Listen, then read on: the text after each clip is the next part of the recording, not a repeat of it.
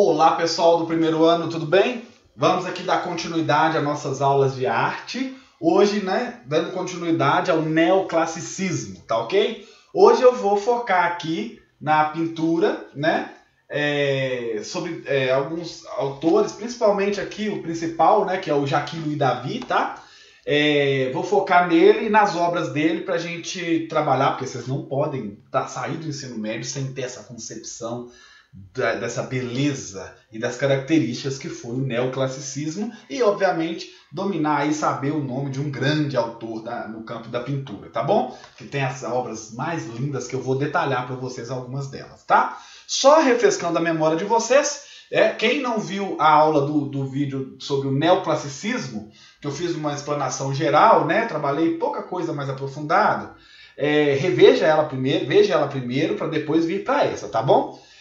Que essa é a continuação e o fim, tá? Bom, então, mais uma vez, o neoclassicismo ele vai ter uma reação ao barroco e o rococó. Ele tem o desejo de recriar as formas artísticas da antiguidade grego-romana, Eles reelaboram com base nos princípios de racionalidade, proporção, medida, simetria e nitidez, Tem inspiração nas pinturas renascentistas, Ela tem linhas horizontais, verticais, tem o convencionalismo e o tecnicismo. Eles exploravam as virtudes cívicas, o dever, a honestidade, a austeridade. Eles transmitiam os conceitos morais como a justiça, a honra e o patriotismo, tá bom? Bom, só relembrando aqui mais ainda, reforçando para vocês, o neoclassicismo, gente, ele vai expressar os valores próprios da burguesia, que vai ser fortalecida, nesse momento aí, no qual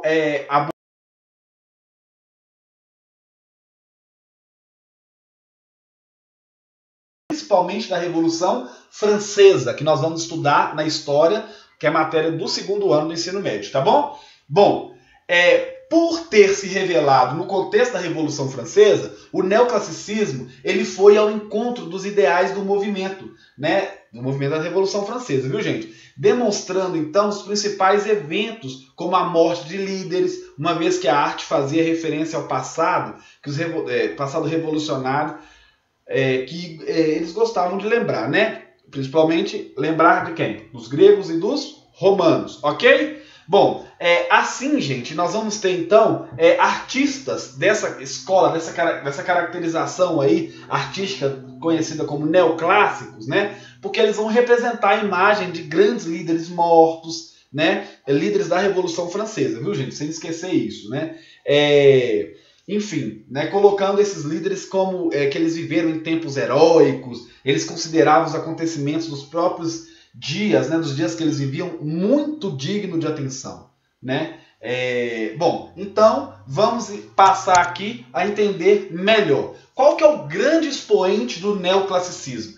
Esse homem aí, esse francês chamado Jacques-Louis David, tá? Mais conhecido como Davi. Geralmente o pessoal na arte fala sempre Davi, Davi, Davi. Muito difícil falar o nome dele completo, Jacques-Louis David, tá bom? Bom, ele foi o maior representante da pintura neoclássica, Ele também foi aí caracterizado como grande, o principal pintor da Revolução Francesa, Ele vai ser o pintor oficial do Império de Napoleão. Na aula passada vocês viram que eu falei dele, e mostrei lá a obra do Napoleão entronizado, Não sei se vocês se recordam.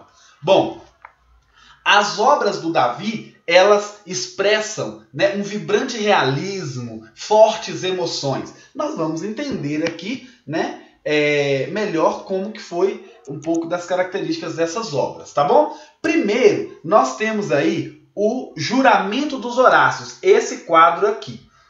Ele está pequenininho, mas eu peço para vocês depois derem um Google, colocar a imagem grande, mas aqui dá para a gente explorar, dá para você dar um zoom aí também, na tela do celular, na tela do seu computador, tá bom? Bom, esse quadro do Davi, gente, é interessantíssimo, porque quando as pessoas veem quadro e não tem essa formação que vocês estão tendo, elas só acham que é uma mera pintura. Ah, tem os homens lá com as espadas na mão, o que significa isso? Do outro lado aqui nós temos a morte de Sócrates, Mas vamos entender melhor qual que é o pano de fundo dessa pintura. Neste quadro, O Davi, ele celebra a arte, a vida, a moralidade da Roma antiga, né? Onde a República Romana, gente, ela estava em guerra, né? E o que vai acontecer? Existia uma disputa que ela precisava ser resolvida naquele momento, na Roma antiga, e isso deveria ser resolvido como? Através de um combate mortal entre 3 irmãos, né? De um lado, esse combate teria, de um lado do ringue, né? Vamos dizer assim, teria os Horácios, 3 irmãos Horácios, que são esses que estão aí na pintura, por isso que chama o juramento dos Horácios. Vamos entender então. Então nós temos esses 3 aqui, né? Que são os Horácios. E eles lutariam contra 3 irmãos inimigos, que são os Curiáceos, tá? Então, os Horácios versus os Curiáceos. Bom, o Davi, pintor, ele mostra o momento dramático em que os Horácios juram diante do seu pai. Olha o pai aqui, ó. Né? Eles juram diante do pai a lealdade ao Estado. Que Estado? Estado romano, né? Afirmando que estão prontos para morrer pela pátria. Lembra do patriotismo? Que eu falei agora há pouco, que era uma das características, né? Bom, mas a história, gente, não é simplesmente isso, né? Porque tinha, claro, né? Não é só o momento que eles estão jurando ali o pai, né? E a fidelidade também ao Estado, né? Qual que era a grande chave dessa história, né? É um dilema moral. Por quê? Porque um dos irmãos Horácios, desses 3 aqui, eu tô apontando com o meu dedo, esqueci de passar o mouse pra vocês verem. Né? Tô achando que eu tô na aula aqui de verdade, né? Na frente de vocês. Bom, um desses irmãos aqui, ele era casado com uma irmã de um dos irmãos Curiáceos. E uma irmã dos Horácios estava... Uma irmã deles aqui, ó. Tá vendo que tem aqui, ó? As mulheres chorando. Uma irmã dos Horácios, ela estava noiva de um dos irmãos dos Curiáceos. Olha só que dilema moral. Então eles iriam escolher o quê? O auto-sacrifício e a lealdade à república, acima dos laços familiares e das emoções pessoais. Bom, olha só, gente. A iluminação, a nitidez, os contornos. Gente, se vocês derem o zoom, o Davi, ele pesquisou tanto que ele encontrou até o nariz desses romanos aqui foram inspirados em narizes de romanos verdadeiros, né? Olha que bacana. A luz, as crianças, os lamentos, né? Esse quadro retrata essa história, né? Então, quando a gente bate o olho num quadro, a gente não costuma ver aquilo tudo, né? Mas vamos pro próximo aqui, que é um quadro que eu sou apaixonado, mas eu amo esse quadro. Ao centro, nós temos quem? O grande filósofo Sócrates, né? Ó, manda um abraço lá pro Alexandre, né? E eu tô feliz porque eu tô podendo dar aula hoje, a minha esposa tá com a minha filha, então eu tô falando, tô super feliz, como se eu estivesse na sala de aula, né? Então vamos lá. Conversem com o Alexandre. Sócrates, o grande filósofo grego, né?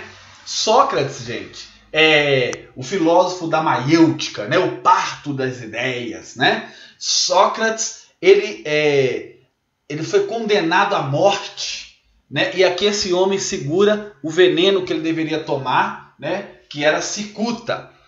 Sócrates era marido de Antífona. Eu gosto de brincar muito. Antífona dizem que era tão feia e ele só bebeu cicuta na época porque não existia Coca-Cola, né? Mas fora a piada aqui, Sócrates foi condenado à morte, né? Por ser uma pessoa subversiva, né? Por ser uma pessoa subversiva, que colocava as pessoas contra, né, os governantes, né? Colocava as pessoas para pensar, né? Enfim. Então, por ser condenado a ser subversivo, ele foi condenado à morte. Ele teve a opção de se desculpar, né, de se retratar, mas ele falou, não, eu prefiro morrer do que desistir das minhas ideias. Então ele foi condenado, e aqui nós temos os amigos de Sócrates lamentando, tentando até convencer ele a não beber a cicuta, o veneno, né? Mas ele fala, não, eu sou fiel às minhas ideias, né? E aí, essa pintura magnífica de luz, sombra, né? Essas linhas horizontais, verticais, perfeitas, né? Olha, tudo perfeito, com sombras, olha, todas as linhas, os tijolos, esse jogo de sombra e luz é maravilhoso, né? Então, a imagem Sócrates condenado à morte, né? A morte de Sócrates. Beleza? Bom, nesse quadro aqui, eu já falei na outra aula, que é o Napoleão, né? Não vou falar novamente, tá bom? Aqui está escrito Bonaparte nessa pedrinha, não sei se vocês repararam, né? É Bonaparte atravessando os Alpes suíços, né? Bom, vamos lá. Eu vou focar agora neste quadro aqui, a morte de Marat, tá? Bom, quem foi Marat? Marat foi um grande amigo de Jacques Louis David, né? Foi um grande amigo de Davi. Ele escrevia para um jornal francês e eles estavam ali vivendo o momento da Revolução Francesa, que nós vamos estudar lá no segundo ano. Né? A guilhotina estava cortando o pescoço de todo mundo na França, quem era contra os ideais da Revolução. Né? E o Marat era a favor da Revolução. Né? Só que havia as pessoas contra a Revolução. Né? E, inclusive, uma mulher chamada Charlotte Corday, né? Ela armou uma armadilha para Marat, tá? Que armadilha foi essa? Ela combinou com ele no dia 13 de julho de 1793, né, que entregaria uma lista com o nome das pessoas contrárias à Revolução, né? Porque essa mulher ela achava que o Marat era muito prejudicial, que a Revolução deveria acabar, né? Enfim, então ela falou, deu uma desculpinha lá e falou que ele receberia o nome dessas pessoas contrárias à Revolução Francesa. Então, o Marat marca com ela um encontro na casa dele, né? E aí ele é assassinado pela Charlotte Corday, tá? Bom, onde o Marat tá? Nu, pelado, com a mão no bolso, morto, na banheira, né? Por que na banheira? Ele tinha que tomar vários banhos medicinais, porque o Marat ele tinha psoríase, né? Então, ele tinha que tomar vários banhos para amenizar a psoríase, tá?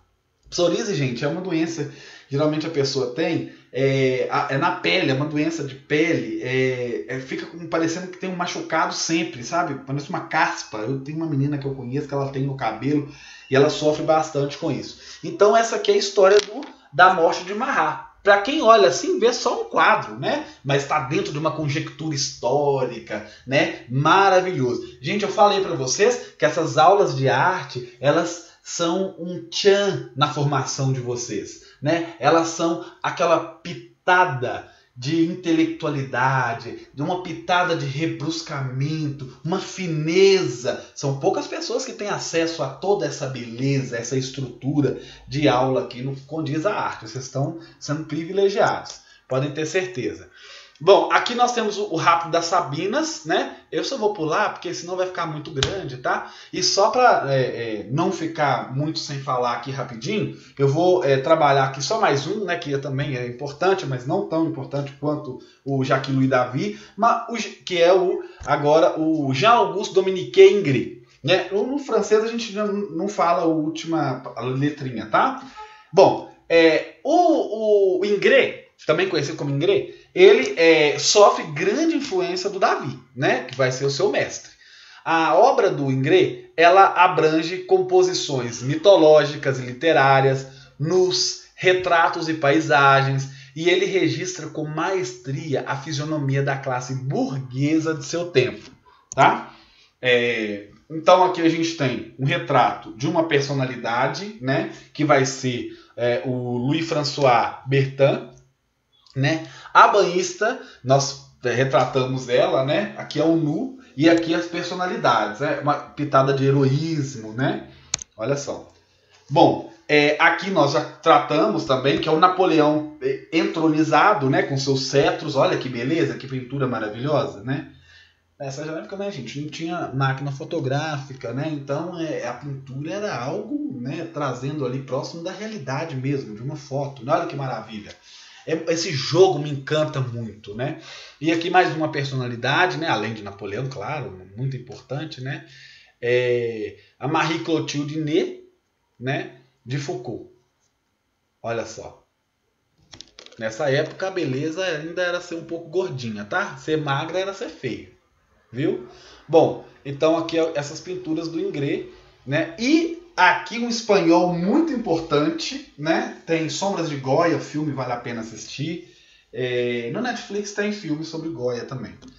Francisco Goya, considerado um gênio espanhol. Ele foi um rebelde, um libertário que se opunha a qualquer tipo de tirania.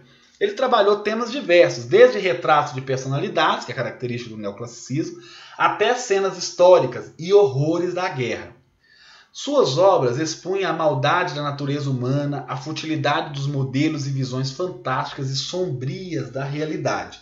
Bom, o retrato do Goya já é bem sombrio, não é verdade? Eu sei que vocês vão falar mesmo, então já estou adiantando por aqui. Que tamanho de orelha que o Goya tinha, hein, gente? Vou fazer um bullying aqui. Bom, aqui é tratando do horror da guerra, né? Os fuzilamentos de 3 de maio de 1808 na Espanha, né? Então aqui ele está tratando de um evento específico. Tá vendo? O quadro ele sempre tem aí por trás, é carregado por histórias. Quando você vai no museu, você tem que tentar entender isso, buscar entender isso. Por que ele está ali? Qual que é o objetivo dele, né?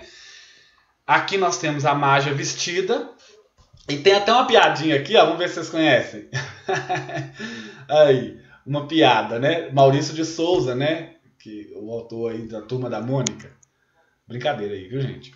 E olha só, né? Pinturas aí que relembram, né? Os gigantes gregos, né? O Devorador, Cronos, né? E aqui o filme, Fantasmas de Goiás. Fantasma de Goya, né? Bom, e na escultura, só para um pouquinho aqui, eu já falei também, já mostrei na última aula, mas só para não deixar de falar, a escultura, principal nome aí, Antônio Canova, né?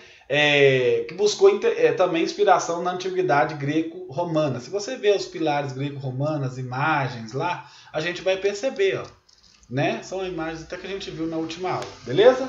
Bacana. Esse questionário aqui eu vou passar para vocês, vai ser na próxima aula para vocês fazerem. Por enquanto, essa aqui Ah, não, gente, peraí. Na próxima aula já é avaliação, né? Beleza, tranquilo. Bom, então é isso aí, gente. Vamos ficar aqui com essas esculturas do Canova, né? São maravilhosas, olha. Retrata aí, né, as características do mundo greco-romano, tá bom? Gente, muito obrigado. Essa aula eu fiquei muito feliz de fazer, gosto muito desse tema, desses autores. O Davi é sensacional e eu tenho certeza que essa aula vai ser uma base para vocês quando a gente for estudar a Revolução Francesa. Vamos ver lá as praças vermelhas de sangue, né, que a guilhotina rolou solta e vamos entender melhor todo esse momento lá no segundo ano, tá bom? Mas já preparando o terreno aqui, entendendo essas concepções de arte. Gente, um grande abraço, fiquem com Deus e até a próxima aula. Tchau, tchau.